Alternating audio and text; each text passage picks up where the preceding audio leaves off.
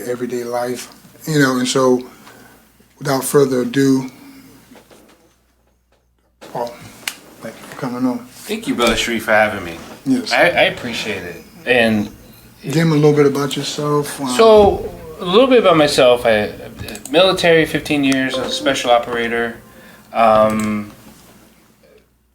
Then I dove into my own post-traumatic stress situations.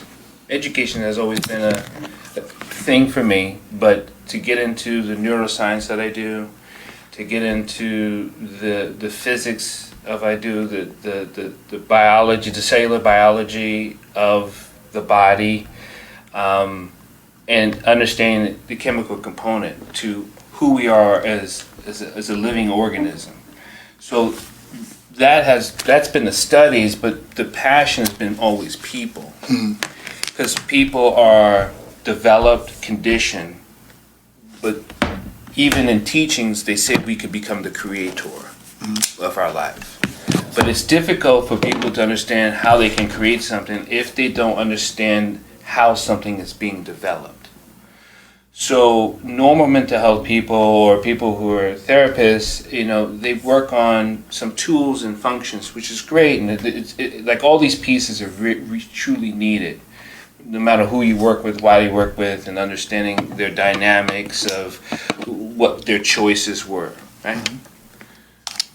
But when you come down to the science of genetic structure, of how something is created, there are what you call variable factors. We know environment, meaning anything around you, no matter what it is, no matter what. It's not just a neighborhood, it's a block, it's a culture, it's the dynamics of all other living systems.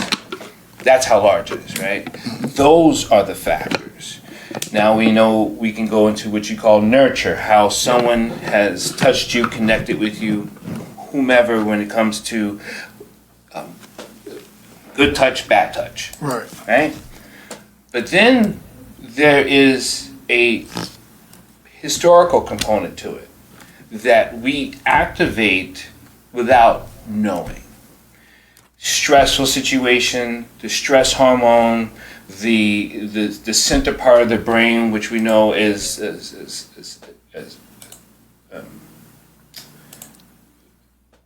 well, it's the hippocampus, but it's really the pleasure center part of the brain. Pleasure center part of the brain is really what people know less about, and that produces different brain chemicals, as we know, serotonin and things like that, and dopamine. But we don't know that it also just creates things that are not good. Because the body doesn't know what's good or bad. It's just a chemical component. Those chemicals produce reaction chains in the body that causes an internal function to happen. That increases external activity. So if the brain produces a dopamine factor to something negative, it looks for that to increase and support itself. So it produces another part of the brain, which is in the hippocampus, that says it wants you to do this. So it develops in your way of thinking. Chemically, it's already started. Now it produces how you see things on what you call your five senses, or how you rationalize things. Because being rational is a process that if you're not involved with in what you call a conscious state, it picks how it wants to survive its own state. That's never taught. That's what I do. So, y'all can see where we are, right? I'm out of my league.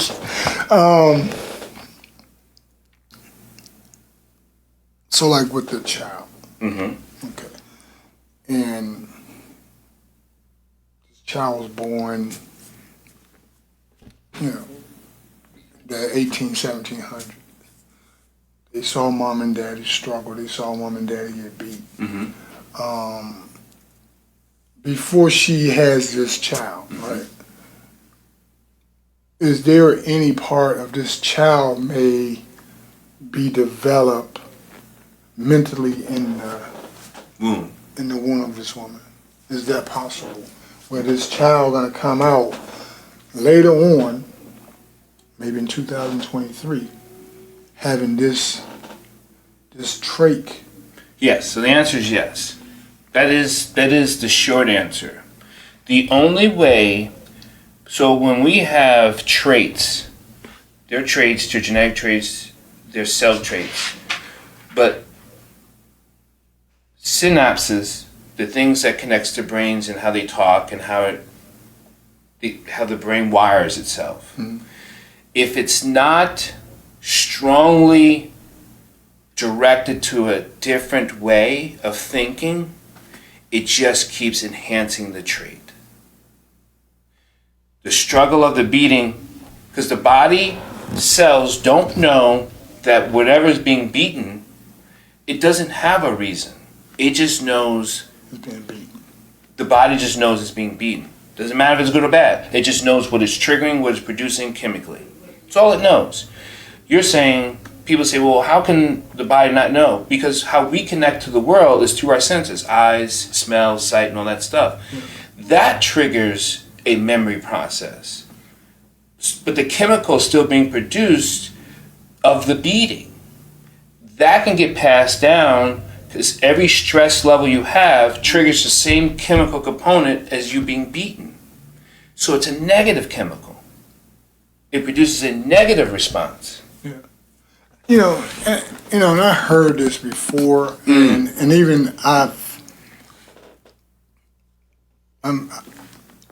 witnessed it in my own life, where you have been scared or you near death.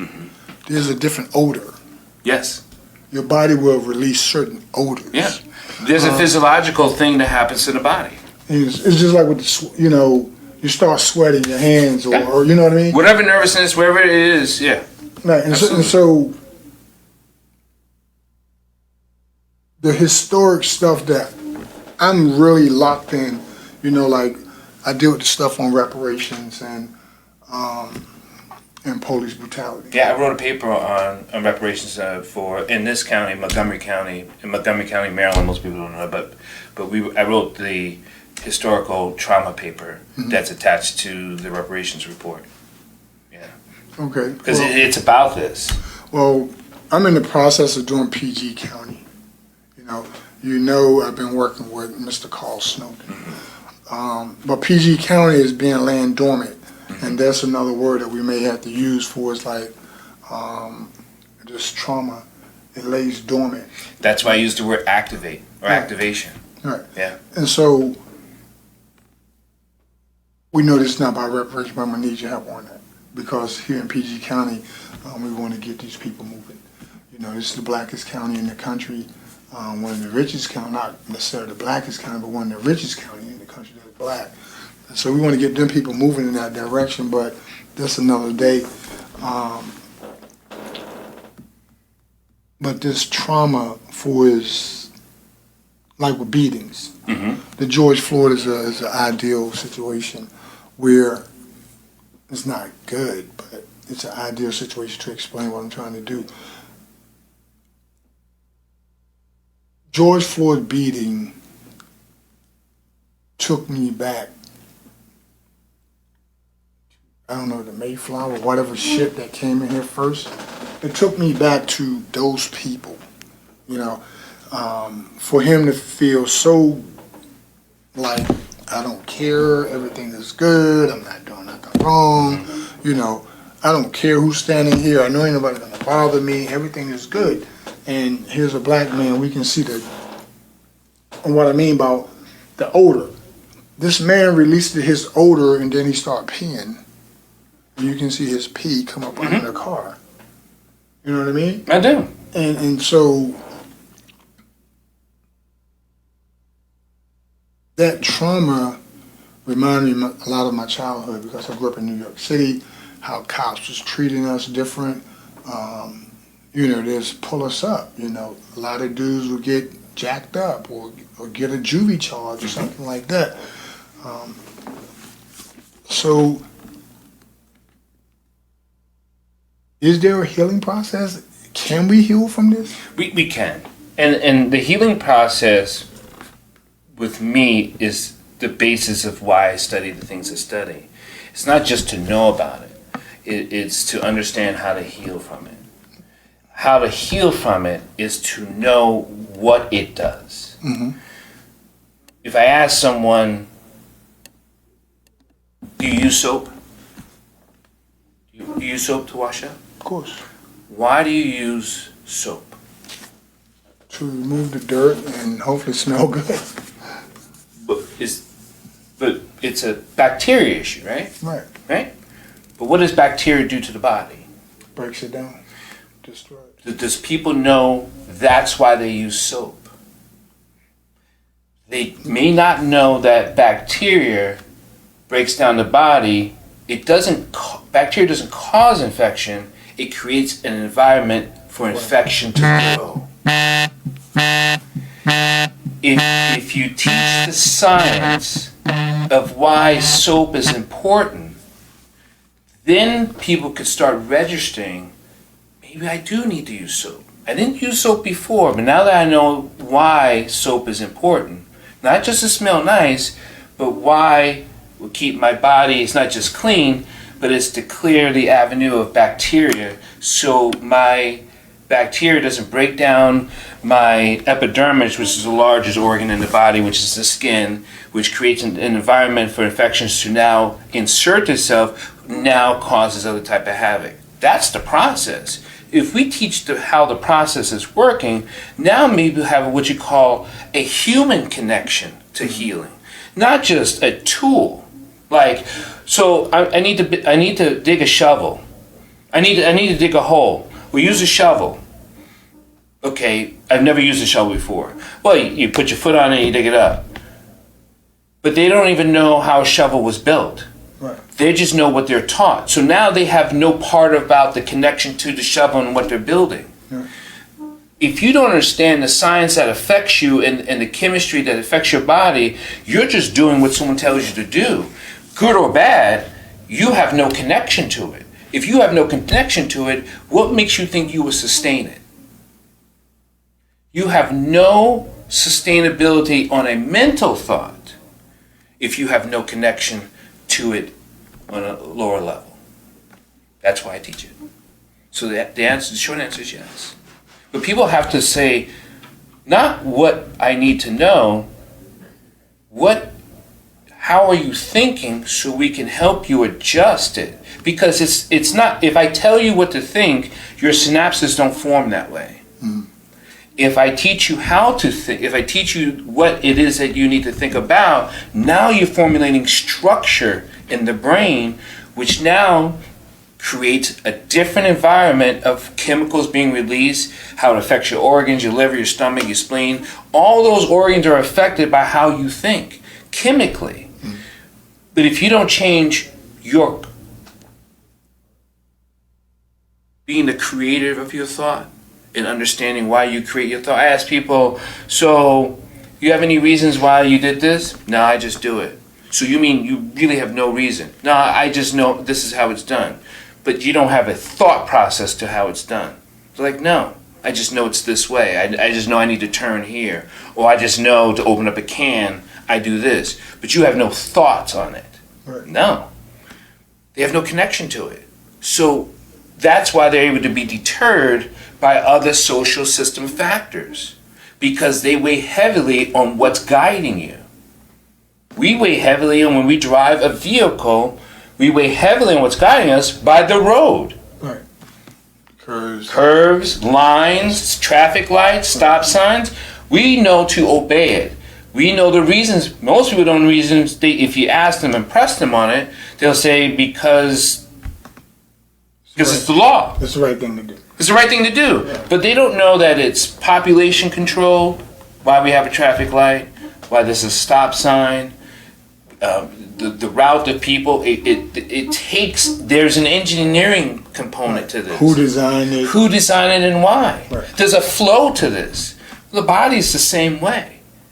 If you're not the creator of your personal flow, mental flow, then who's creating you? Who has created you? And this is why you're functioning the way you are. So this can go like you know, like what you're saying. This is colonial colonizing. Correct. Of the brain. Correct. You know, we seeing that right now play out in Africa a little bit. Correct. You know, this is what is it, imperialist. It's colonization. Right. Yeah. And you doesn't matter who's colonizing you. You're being colonized. Right. And you know, you got, and for me, it's this is the most hurtful part, because connecting to the motherland, and see, like, I try to get people to understand, like, we was enslaved over here. And people say, oh, well, I was a free people, I was this. Well, don't let your black self get caught over here and let the slave catcher, we'll see how free you are, and how free you were, right? So those persons in modern day saying, like, oh, I was free, I'm like, I get it, right? I get it. I don't want to be a slave. I'm not, it sort of demeans who we are, but part of that is... But if you don't know who you are, Steve Biko says, the only way I can free my people is to teach them how to know who they are and know what they're worth. There's not a person on the planet that says we got to teach them who they are. That's not just knowing your cultural self. That's knowing your internal self. Because culture's part of it. Internal's part of it. You know, and that is so difficult when we have a little bit of water in between of us. And like with those brothers over there, they was colonized. And they lost a lot of history. They own the land. You know what I mean? They are actually on the land. That they was colonized on. Right. They're on the land. That's their land. And here we are. We got taken from the land, and we was enslaved on another piece of land. And when you try to get people to think about the historic history and all the tricks and trinkets that they use to separate us, well, they eat people. The ones over here is, you know, they wear the white T-shirts and they walk in front of your place and they're gonna rob you. You know, but all that is trauma. And when you can't get people to come together and speak on trauma, because we are so quick to, once we start talking about a serious thing, we're fractured. Right, just like we're talking about a serious thing here. And the average person don't want to have that conversation. Which is the fracture of it. And that's why, instead of maybe talking about how serious it is, talk about how they think. I was talking to a young kid this week in a school, and I had called him over to me. And he was doing something in the hallway, and he kept moving. I didn't know his name, so I said, "You're just a young scholar," and so he moved faster. Eventually, we got a hold of him. We brought him in with some other administrative staff. And I said, "You know, we were calling you." He goes, "Why didn't you stop?" He goes, "Because I thought I was in trouble." I said, "Huh." I said, "So let me ask you something. If you were driving a car and you see the police lights turn on, what you're saying and how you acted is that you would hit the gas pedal and just try to escape. Is that what you're saying?" He goes, "Yes." I said, "Now, you don't know why the police officer is trying to pull you over. It could be a tail light out. I don't know. You didn't turn a signal. It could be anything. But now you've increased your risk of getting shot."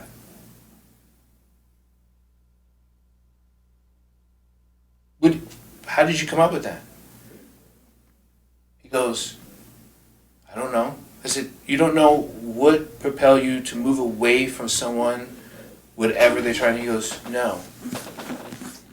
"Have you ever seen it before?" He goes, "Yeah." "Were you in the car?" He goes, "Yeah." He was taught this to not adhere. I could have wanted to talk to him because I wanted to tell him I like his shoes. It doesn't matter what it is, but he did not know that. Right. So he decided to speed up. Speed up.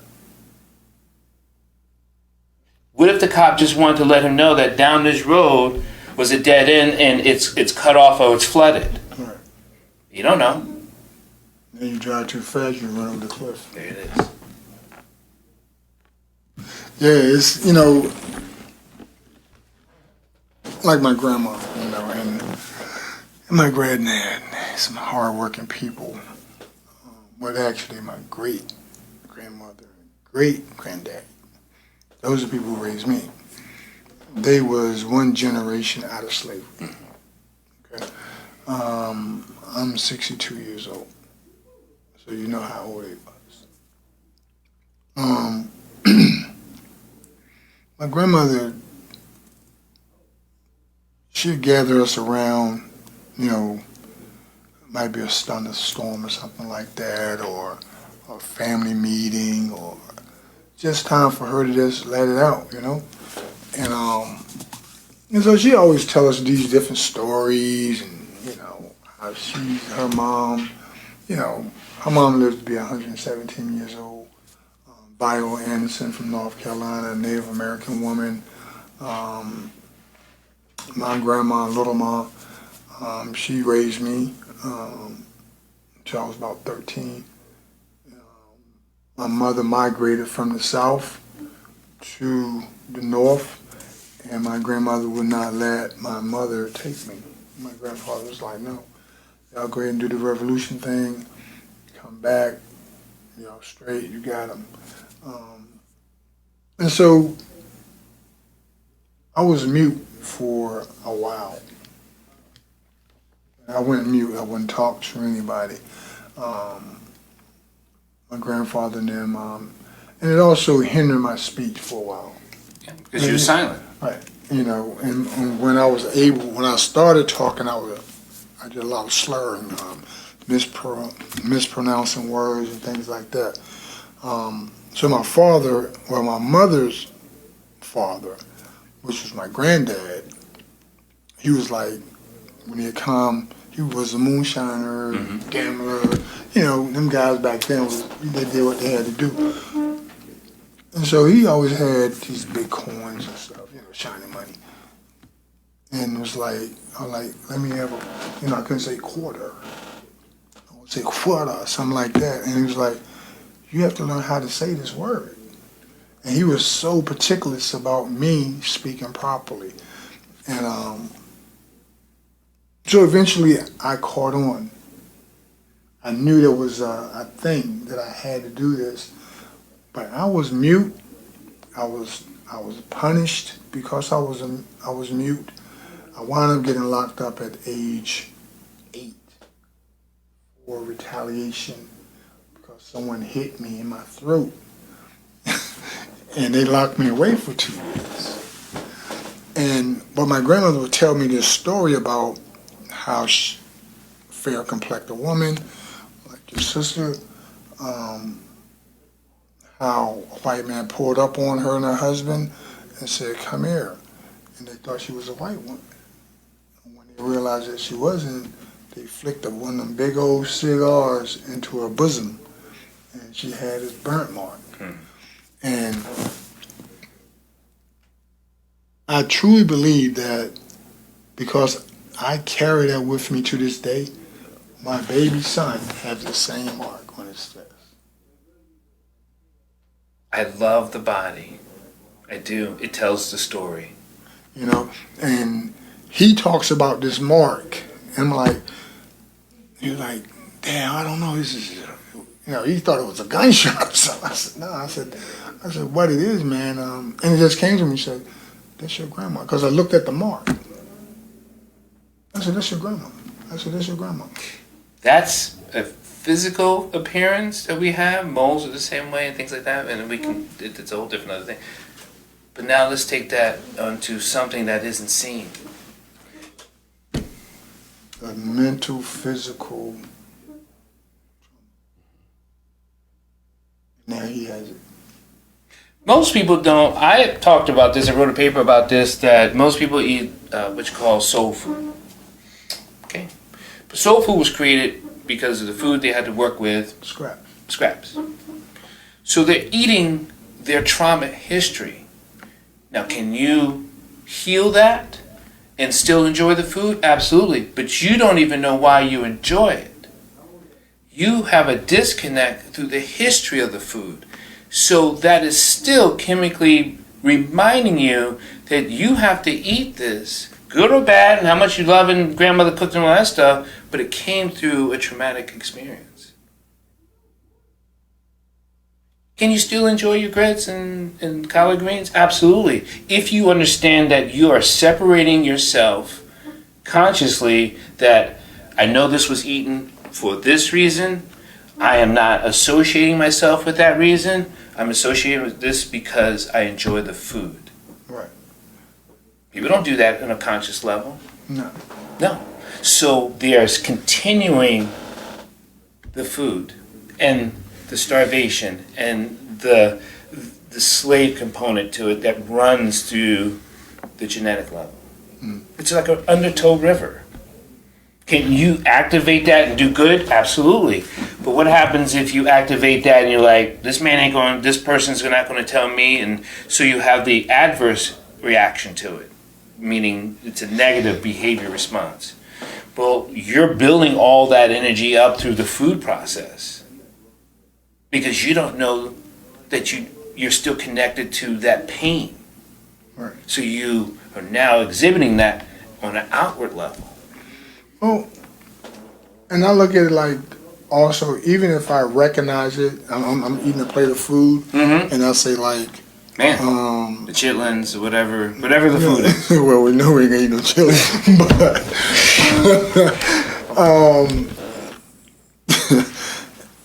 you got this plate of food, and I know why my grandparents ate it. Right. You know, I know that they had small shank portions of the meat. I knew they had to soak that bone and cook that bone, right, and make those mustard greens and try to make it taste good. Right. You know, and I get it, right? Because that's what they gave us. They fed us less. They fed the dog better than they fed us. I get it. The waste of the chillings and all that. And they had to make a meat. They had to make a meal.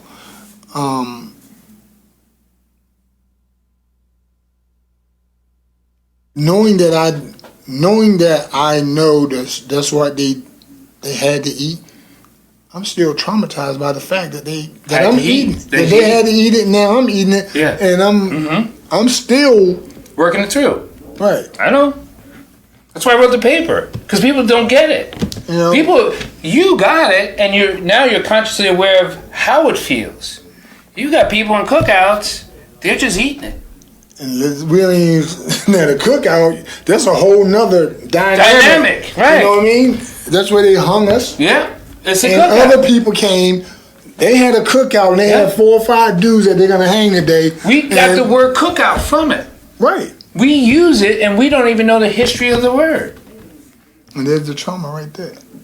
Again, not knowing words have meaning, words have a vibration, words have a frequency, which turns into how cells form, how they talk to each other, what chemicals it produces, how it does the internal body, and an external action.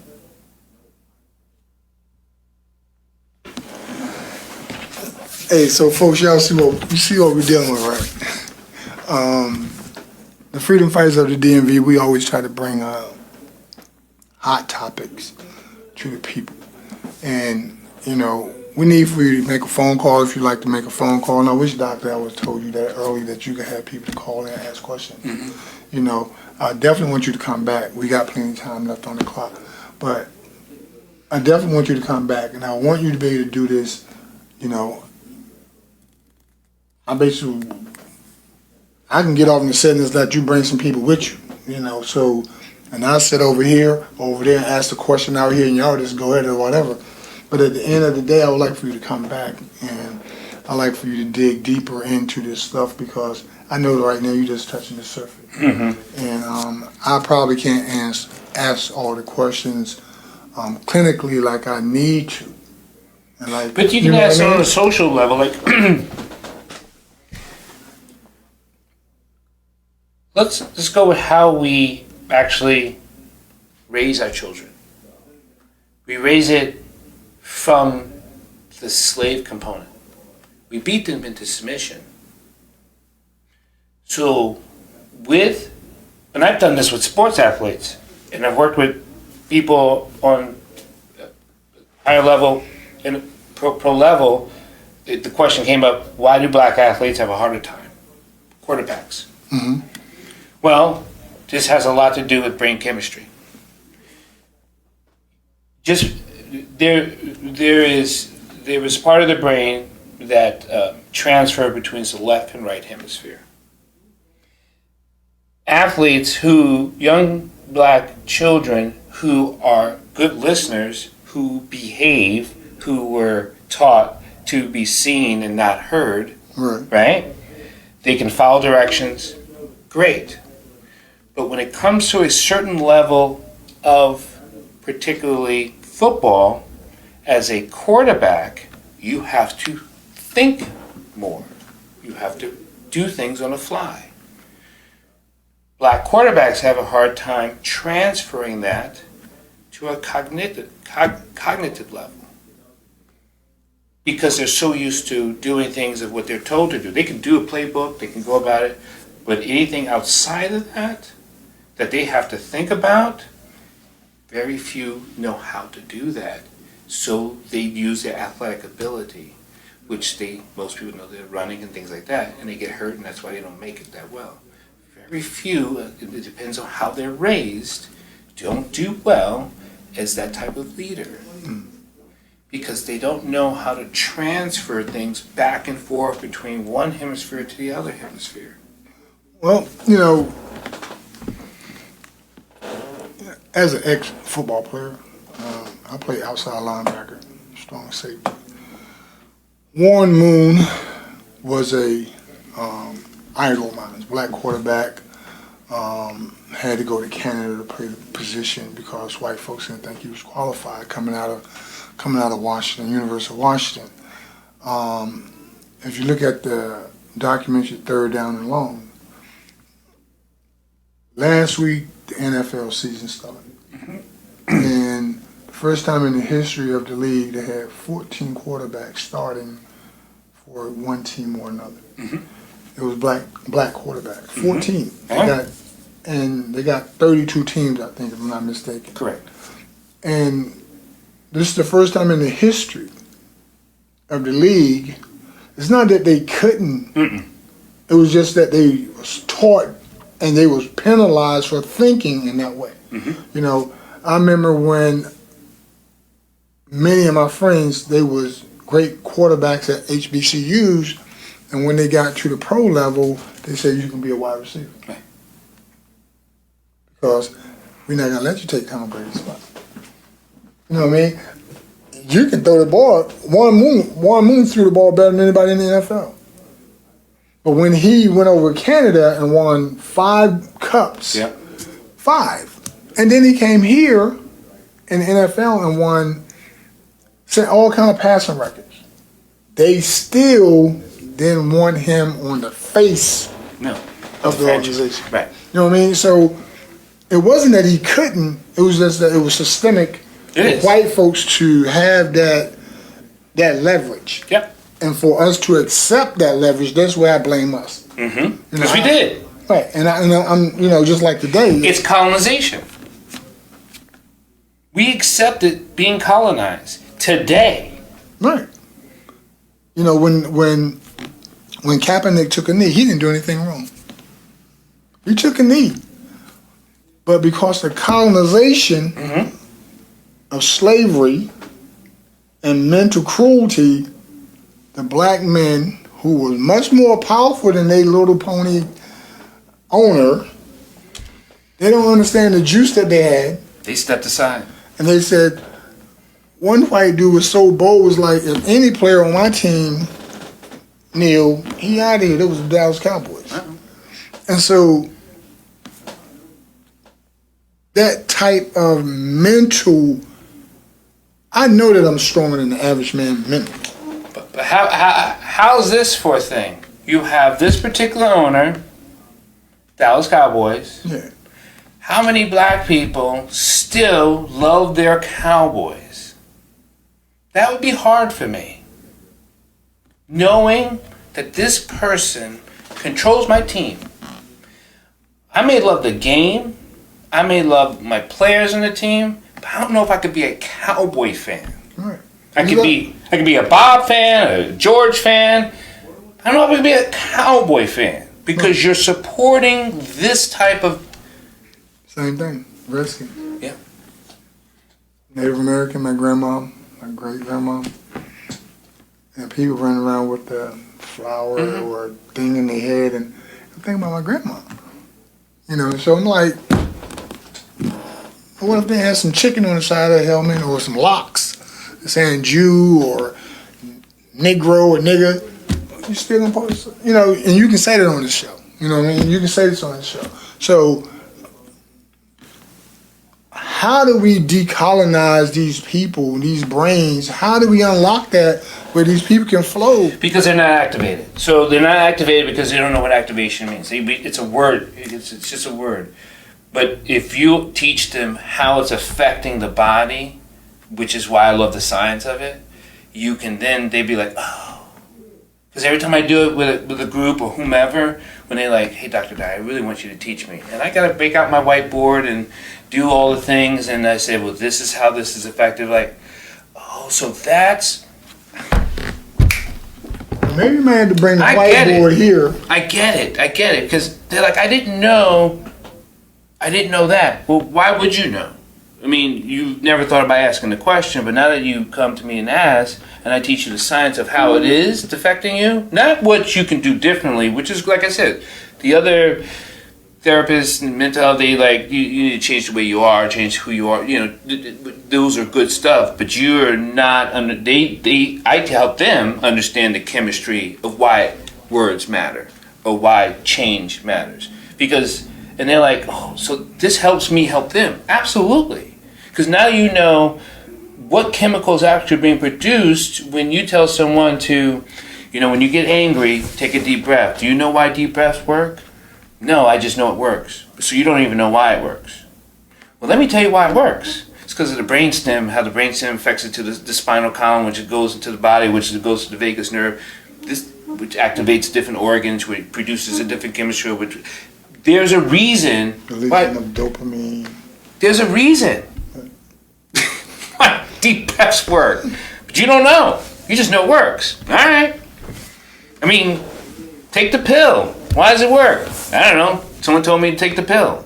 So you don't even know the pharmacology of the pill, of why it has beta blockers of this different parts. No, they just tell me to take it, and you're okay with that. All right. That's colonization. You're literally okay with just someone saying, "Do this." Well, I don't know anything about it. I didn't say you need to know anything about it, but you're not even asking the question.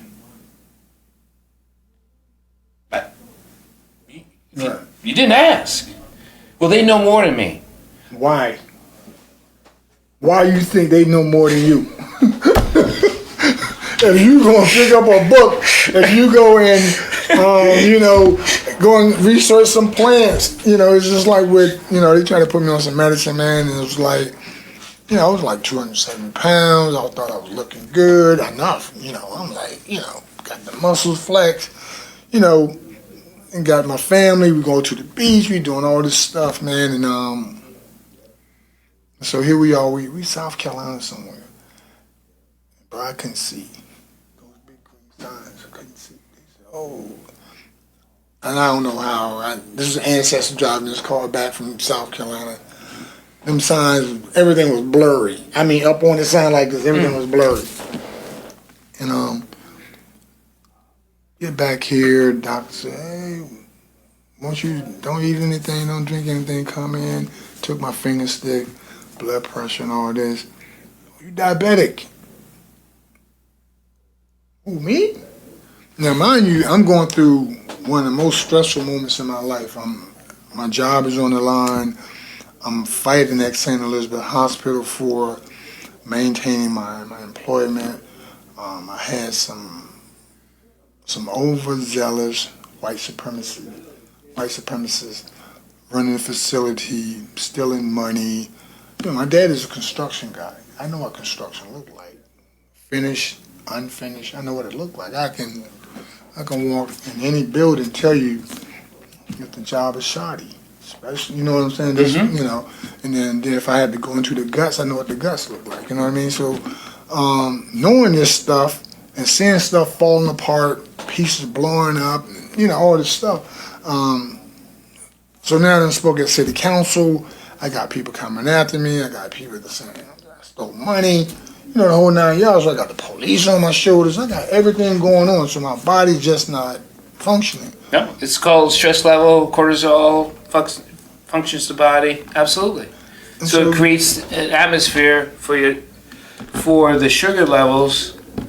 So the guy gonna give me the highest pill that he can possibly give me. Boom.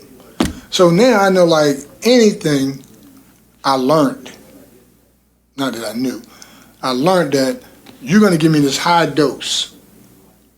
So the only thing that I could do is go higher. Instead of bringing me, if I wanted to quit, it's gonna be harder for me to quit because you done got me addicted to something here, and my body needs that. You know what I mean? Because it stops from doing it. Like if you're gonna give me something external, then I'll stop. That's what the body does. Right. It's a factory of workers. Look at your cells as a factory of workers. Hey, I guess I don't have to do that no more. Right. You know, It's not that I'm leaving. I'll just sit here and chill. right. So my hello peeps out there, big brother Kenny, sister Mary, how y'all doing? But it was like, something that's told me like, man, white sugar kills, white salt kill, white women kill. I hate to say it like that, but white pork kill. Don't do it. So I'm like, you're a revolutionary. What are you doing? You gonna let somebody control your body? Some people that you don't even like. So I started doing my own research. I started doing my own thing, and I got my body, man, so in tune. And I started dropping weight, and sugar level went down, blood pressure level went down, skin. Then plus I took things that I thought were so important. I said, I'm not doing them no more. You don't control me. Nothing controls me but me. You decolonized yourself. You know what I mean? And so when I did that, I felt much more healthy. I knew I was much more healthy, and I was able to help my community more. And then I came up with this thing here. And this is where we at. And I would never allow someone to control who I am, what I do, what I eat. Because all that is so important to your survival. Let's change that word to living. The reason why words matter, survival in the oldest part of the brain. I'm struggling. You're struggling. Living is a development of function of creator and creation. Survival isn't it. Y'all got it. I'm not surviving, people. I'm living. I'm living. I'm living, and that's why I always say I teach the living science. Because the other stuff is for dead people. They don't know it, but they're dead. They're walking it. It's getting up, walking dead. Oh man, I'm surviving. No. So, fans out there, people out there, I'm hoping, remember, Doc just said something about a board, right? I might have to go out and purchase a board and bring this board in here and let him stand up and diagram this stuff so that he can help you decolonize your mind, your body, your soul, so you can be living. And I don't know when you want to come back. I want you to come back. I need you to come back. I promise to come back. There you go. There it is. We living. So I'm so glad that this happened. Because when I saw you out there, I was like, and then you hit me up with your phone and you had a Connecticut number. Hey, this a homeboy? I went to school in Connecticut. Grew up in New York, Connecticut for the most part. after my grandparents. And I was like, okay, let me, talk to the doc. And so